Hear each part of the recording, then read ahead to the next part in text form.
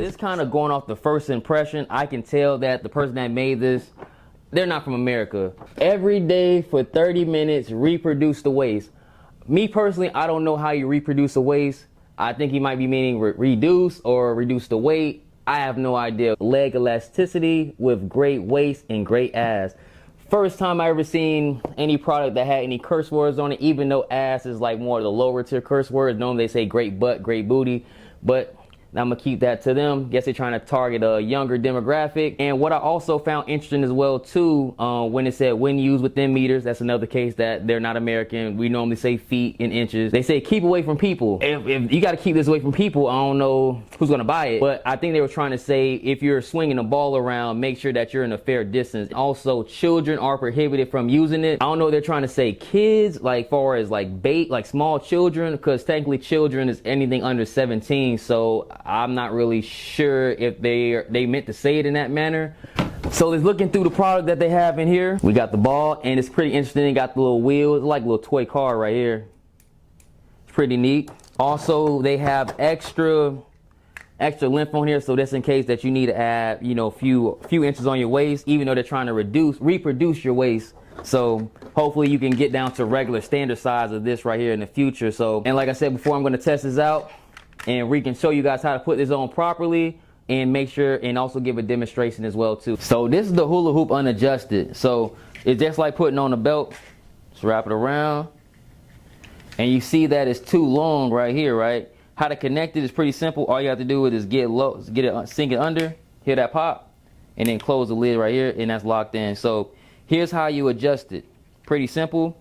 All you have to do is kind of count how many you think you need, and then you'll lift this part up right here and break off just like that. Be real gentle. You don't got to be rough with it. It's going to pop right off, no issue. And then you're going to see if it fits. You hear that pop. Bam. That's it. You don't want to have it too tight. I would probably add an extra one. And then if it's too snug, what you can do, you can take these off individually. So just like that. Just be real delicate. And then I'm going to add one right here.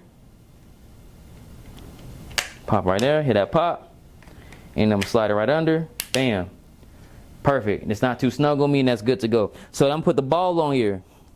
The ball, pretty interesting, and I also weighed it too. The ball is only like 10 ounces. All you gotta do is just slide it in just like that, and then drop it, and then put it back in there, and bam. And then all you gotta do is just test it one time, see if it go all the way through. Perfect. A lot of times I did see that you got to lock this in, because if you don't lock this in firmly, or if it's too like say it's uneven, and say you want to see how it kind of clamped it up a little bit, it's going to get stuck. So make sure you fasten that in there, and then you should be good to go.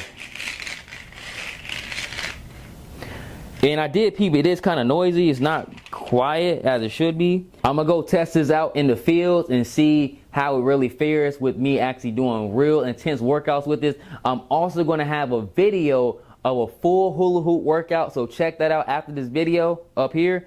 And top of that as well, I'm going to give you my final feedback.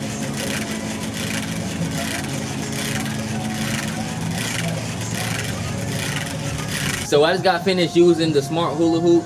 I got a few critiques. The first one is what I said earlier, that the loudness is kind of annoying. I wish they could have something a little more quieter. As you can hear right here, you can hear the noise. Kind of aggravating as well too. Also, another critique as well too, the hula hoop speed is only contingent on the momentum you throw this ball at. For example, if I just lightly do this right here, it's hard for me to pick up speed with the hula hoop. Or if I have no momentum, it's hard for me to, it doesn't really work. You have to literally take the ball and throw it, and then the hula hoop.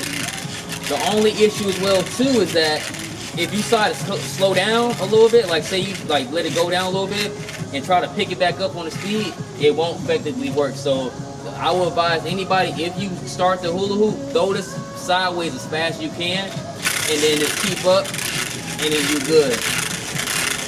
This is more like a decelerating type of type of exercise, where you should go the fast you can at first and then slowly start to decelerate until you end up being completely motionless with the hula hoop. But all in all, I would say get this instead of just a regular hula hoop. because one, that you can compress into something real smaller. The only thing I wish it would have too, I don't know if they have other sizes with the balls. So if they do have other size besides 10, they can go up to like the 5, the 10, 15, 20 ounces. That'll be dope as well too, to give some more variety as well too. I think the biggest issue maybe like long term, this maybe not connecting, or this eventually kind of going haywire. But overall, I like it. I would recommend you guys use it if you guys have foot injuries or any type of knee problem that you couldn't do a jump rope with, because I personally rather say go do a jump rope instead. But if you're unable to do a jump rope, this is a pretty good alternative to use. But I still recommend cardio and other exercise too. So let me know your thoughts, hit the subscribe button, and I'm out. Gone.